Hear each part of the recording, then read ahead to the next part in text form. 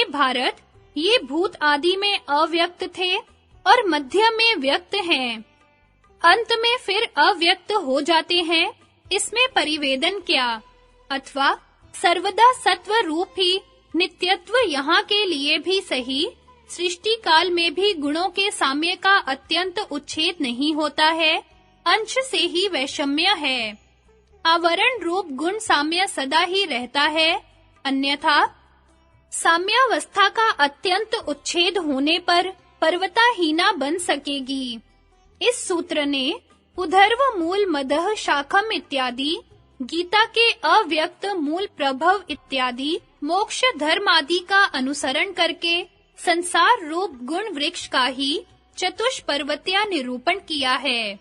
उस वंश तुल्य गुण वृक्ष के पूर्व तत्व आवरणों के अंश से ही उत्तर तत्व रूप से परिणत होते हैं, जैसे कि समुद्र के अंश से फेन आदि रूप परिणाम हुआ करता है, जैसे दूध सर्वांश से दही बन जाता है, पूर्व तत्व का सर्वांश से परिणाम होता है, वैसा नहीं है। उत्पन्न कार्य के कारण से उन्हें पूर्णार्थ तो कारणों को स्व कार्य के आवरक होने से अवस्थान सिद्ध है, इसलिए सर्ग काल में भी बहिर्लिंगावस्था के अवस्थान से उसकी नित्यता है। शंका, प्रकृति को लेकर 8 आवरण ब्रह्मांड के सुने जाते हैं, तन्मात्रा नहीं सुनी जाती है। समाधान, यह बात नहीं है। सूक्ष्म और स्थूल के एकत्व की विवक्षा से 8 प्रकार का आवरण कहा है। अतएव भागवत के द्वितीय स्कंध में पर ब्रह्म की गति में 5 भूतों की बही तन्मात्रा आवरण में गति कही है। इंद्रियां कारण न होने से आवरण नहीं कही। उनकी उत्पत्ति तो तन्मात्राओं के समान देश में होती है, जैसे कि तिलों के समान देश में सूक्ष्म तेल की उत्पत्ति होती है। इधर 3-3 अवस्थाओं में अनित्यत्व रूप वैधर्म्यों को कहते हैं। त्रियाणामीति 3 अवस्था विशेषों की आदि उत्पत्ति में पुरुषार्थता कारण होती है। आदि उत्पत्ति में उपादान कारण के व्यवच्छेद के लिए कहते हैं। सर्वार्थ इति, और वह अर्थ हेतु निमित्त कारण होता है। अतः तीनों अवस्थाएं अनित्य कही जाती हैं, शेष सुगम है। पर्वों में नित्य और अनित्यत्व वैधर्म्य को कहकर पर्वी गुणों का पर्वों से वैधर्म्य कहते हैं। गुणास्तिवती सत्व आदि गुण तो सर्व विकारों में अनुगत है, अतः उत्पत्ति और विनाश से शून्य है। अलिंग अवस्था भी गुणों के सदृश नित्य नहीं है।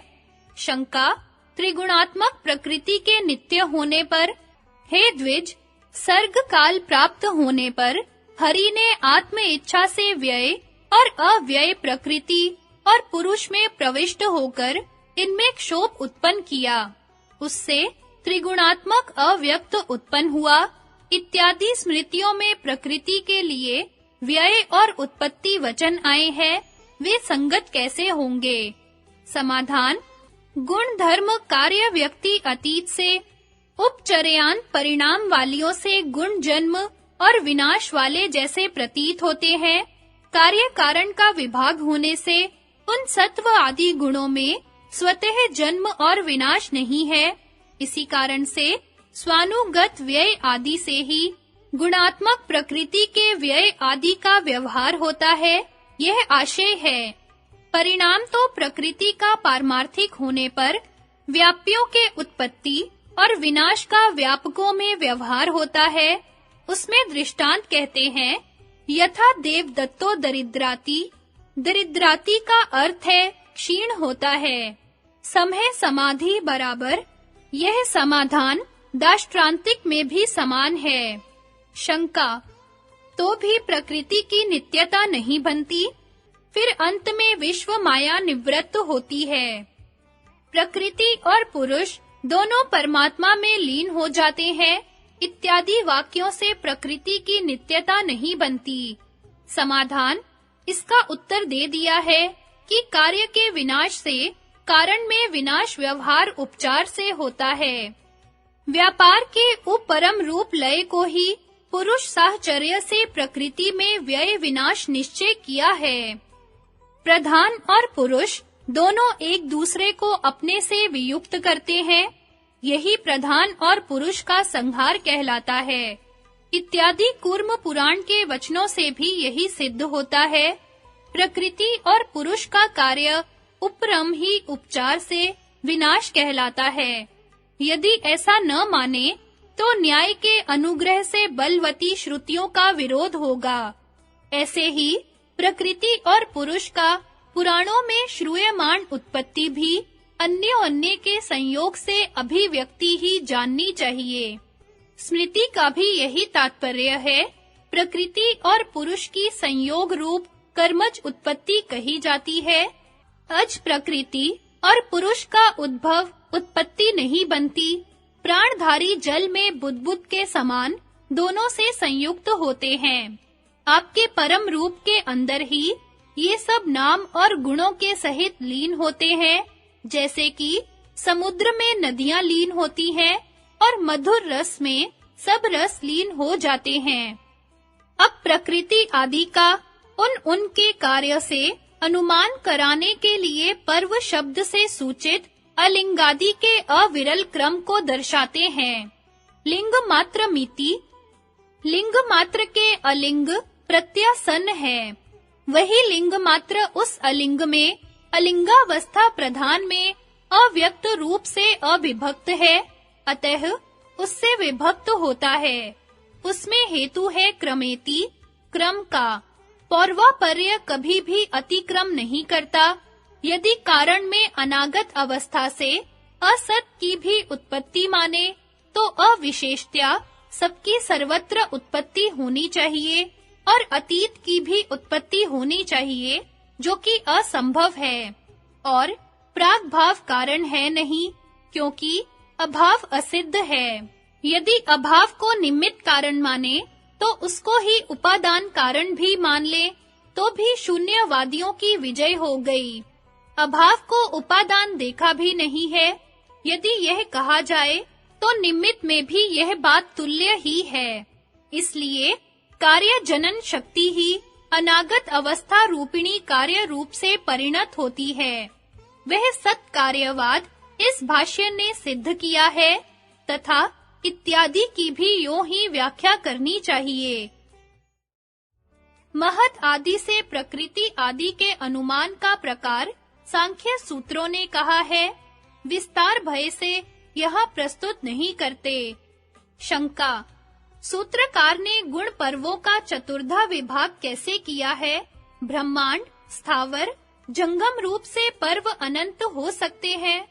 समाधान: ब्रह्मांड आदि सब विशेष कार्यों का विशेषों में ही अंतर्भाव है।